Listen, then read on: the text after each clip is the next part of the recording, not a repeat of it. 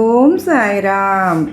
ఈరోజు సాయినాథుడు అసూయను గూర్చి తమదైన రీతిలో ఏం చెప్పారో తెలుసుకుందామా?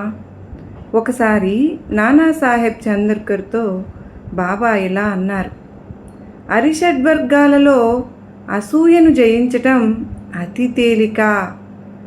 దీనిలో మనకు వచ్చేది కానీ పొయ్యేది కానీ ఏమీ ఉండదు కదా. ఇతరుల మేలు సుఖం చూసి ఓర్వలేకపోవడమే అసూయ.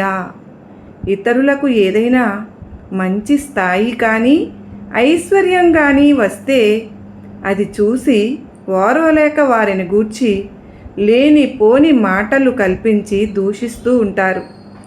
వారికేమైనా కష్టం కలిగితే ఆనందిస్తూ కూడా ఉంటారు. ఇది సరైనదేనా?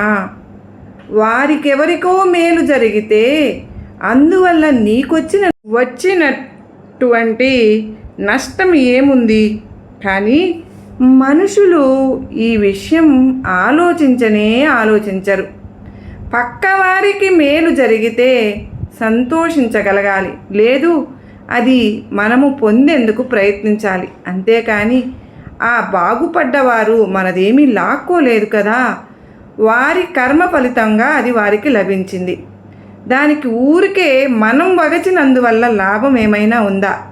అందువల్ల మొదట అసూయను జయించగలగాలి.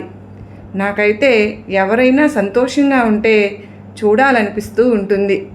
నిజంగా అందరికీ మేలు జరిగితే బాగుంటుంది అనిపిస్తుంది. నేను ప్రతిరోజు కూడా బాబావారిని అదే కోరుకుంటూ ఉంటాను. బాబా అందరూ సుఖ సంతోషాలతో ఉండాలి అని. సర్వేజన సుఖినో భవ.